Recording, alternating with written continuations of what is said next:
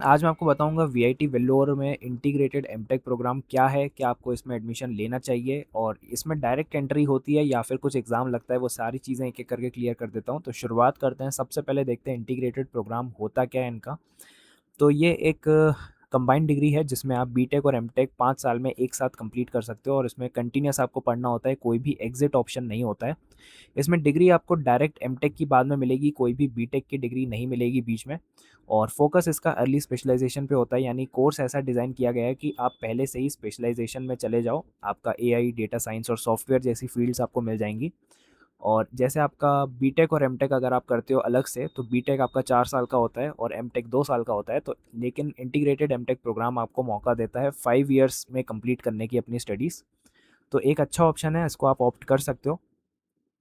फिर देखते हैं अवेलेबल कैंपसेस क्या हैं इनके। तो वीआईटी के कुछ मेन कैंपस हैं, वीआईटी वेल्लोर, चेन्नई, भोपाल और एपी, जिसमें अमरावती आता है।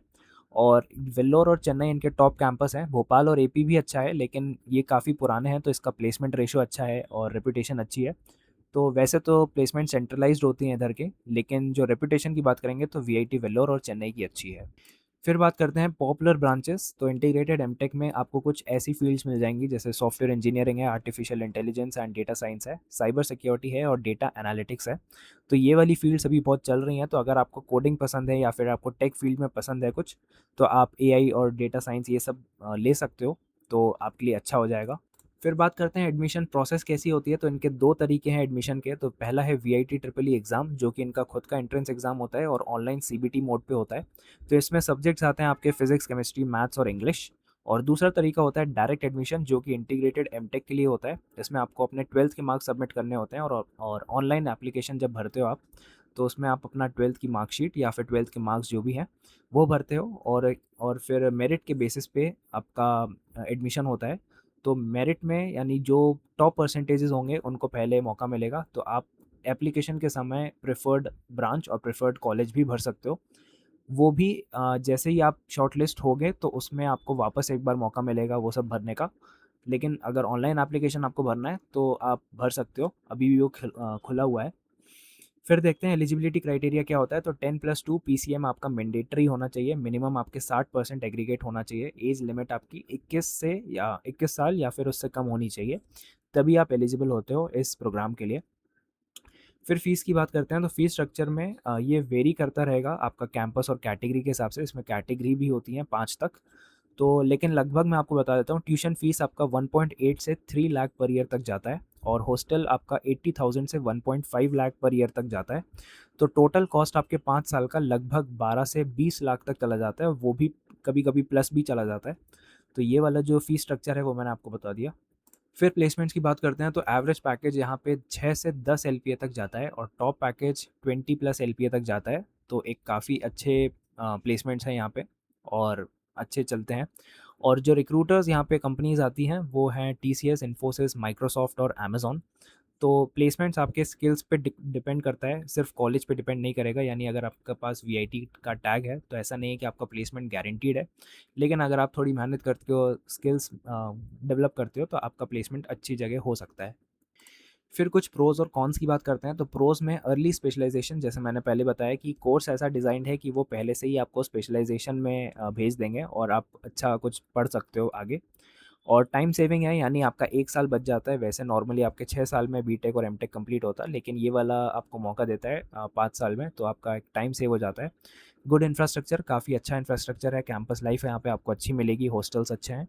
और कोडिंग कल्चर यहाँ पे बहुत देखा गया है, मैंने रिव्यूज़ में देखा है कि काफ़ी लोग यहाँ पे कोडिंग कल्चर को प्रमोट करते हैं और काफ़ी इवेंट्स कराते रहते हैं। तो कोडिंग कल्चर आपको यहाँ पे अच्छा मिलेगा। कॉन्स ऐसे हैं कि लेस फ्लेक्सिबिलिटी है, तो बाद में ब्रांच चेंज आप नहीं कर पाओगे। यानी जो आपने एक ब्रांच ले ली है तो फिर आप उसको चेंज नहीं कर सकते। काफ़ी सारे कॉलेज में पाया गया है कि आप वन फर्स्ट ईयर के बाद चेंज कर सकते हो, लेकिन यहाँ पे ऐसा कुछ नहीं है। और 5 इयर्स आपको कमिटमेंट रखना पड़ेगा, यानी अगर आपका इंटरेस्ट चेंज हो गया तो थोड़ी-सी प्रॉब्लम हो सकती है। जैसे अगर आपने 1-2 साल यहाँ पे पढ़ा और आपको लग रहा है कि नहीं, मुझे 5 साल वाला नहीं लेना चाहिए था, तो इसमें कोई भी एग्ज़िट ऑप्शन नहीं होता है। तो 5 इयर्स कमिटमेंट होती है यहाँ पे।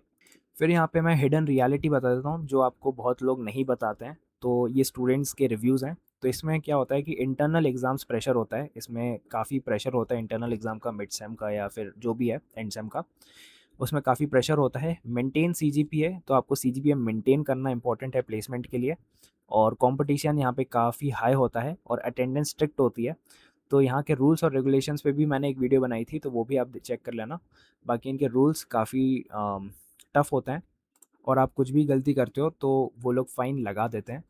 तो मैं बोलूँगा, अगर आप ऑलरेडी टेक फील्ड में श्योर हो कि मुझे इधर ही जाना है और कोडिंग और एआई में इंटरेस्ट है, या फिर आपको रिसर्च करना है, या फिर कुछ एडवांस्ड आपको रोल चाहिए टेक में, तो आप ये वाला कंसिडर कर सकते हो प्रोग्राम। और आप जब 100% श्योर हो तभी इसमें लेना। और अर्ली स्पेशलाइजेशन अगर आपको करनी हो, जो पहले से ही कुछ एआई के बारे में पढ़ना हो या डेटा साइंस के में पढ़ना हो, तो आप ये वाला ऑप्ट कर सकते हो। लेकिन अगर आपको कुछ भी डाउट है कि मैं ये कर पाऊँगा या नहीं कर पाऊँगा ऐसा कुछ, तो पहले आपको बीटेक कर लेना सही रहेगा। तो आप नॉर्मल बीटेक करो और फिर बाद में एमटेक करो, आईआईटी, एनआईटी जो भी आपका। तो वो ज़्यादा फ्लेक्सिबल होता है। आप वो करोगे तो आपके लिए भी सही रहेगा। बाकी जो श्योर हैं कि उनको बीटेक के बाद एमटेक ही करना है और अपनी पढ़ाई पूरी करनी है, तो वो ये वाला ऑप्ट कर सकते हैं। तो कभी-कभी ऐसा भी होता है कि कुछ लोग गवर्नमेंट एग्ज़ाम की तरफ चले जाते हैं बाद में, तो उन लोग के लिए थोड़ा-सा टफ़ हो जाता है सिचुएशन, क्योंकि 5 साल उनने इन्वेस्ट कर दिए और फिर बाद में वो गवर्नमेंट एग्ज़ाम के लिए जाते हैं, तो उनका 1 साल वेस्ट हो जाता है। तो अगर आपको बैकअप ऑप्शंस चाहिए, तो ये वाला कॉलेज और प्रोग्राम बिल्कुल कंसिडर मत करना। बेटर है कि आप वीआईटी से ही बीटेक कर लो, तो वो ज़्यादा सही रहेगा। ऐसे ही अगर कुछ डाउट्स हो तो कमेंट्स में बताना, मैं कोशिश करूँगा रिज़ॉल्व कर दूँगा और आगे भी ऐसे वीडियोज़ आते रहेंगे। Thank you.